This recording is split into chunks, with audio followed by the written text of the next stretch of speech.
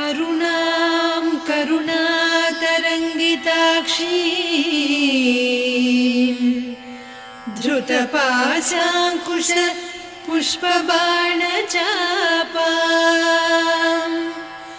अणिमादिभिरावृतां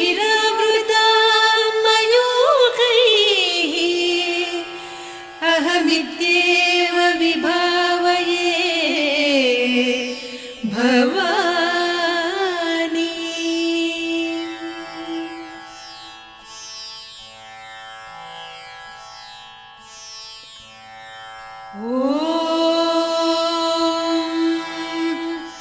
श्रीमाता श्रीमहाराज्ञी श्रीमत्सिंहासनेश्वरी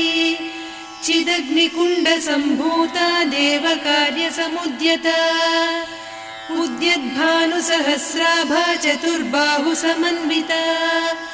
रागस्वरूपपासाढ्या क्रोधाकाराङ्कुशोज्ज्वला मनोरूपेक्षुकोदण्डा पञ्चतन्मात्रसायका निजारुणप्रभापूरमज्जद्ब्रह्माण्डमण्डला चम्पकाशोकपुन्नागसौगन्धिकलसत्कचा कुरुविन्दमणिश्रेणी कनत्कोटीरमण्डिता अष्टमी चन्द्रविभ्राजदलिकस्थलशोभिता मुखचन्द्रकळङ्काभमृगनाभिविशेषका वदनस्मरमाङ्गल्यगृहतोरणचिल्लिका वक्त्रलक्ष्मी परिवाहचलन्मीनाभलोचना नवचम्पकपुष्पाभनासा दण्डविराजिता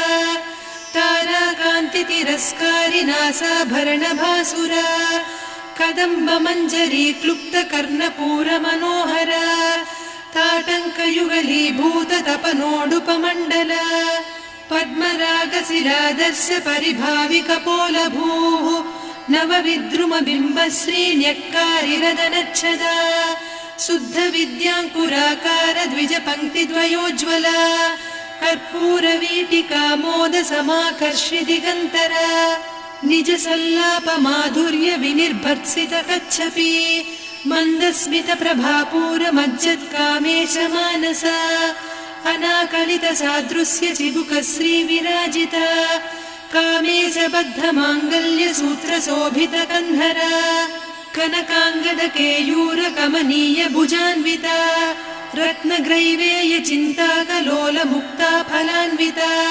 कामेश्वरप्रेमरत्नमणिप्रतिपणस्तनी नाभ्यालवालरोमाळिलता फलकुचत्वयी लक्ष्यरोमलताधारकासमुन्नेयमध्यमा स्तनभारदळन्मध्यपट्टबन्धवळित्रया अरुणारुणकौसुम्भवस्त्रभास्वत्कटीतटी रत्नकिङ्किणिकारम्यरसनादामभूषिता कामेशज्ञातसौभाग्यमार्दवोरुद्वयान्विता माणिक्यमकुटाकारजानुद्वयविराजिता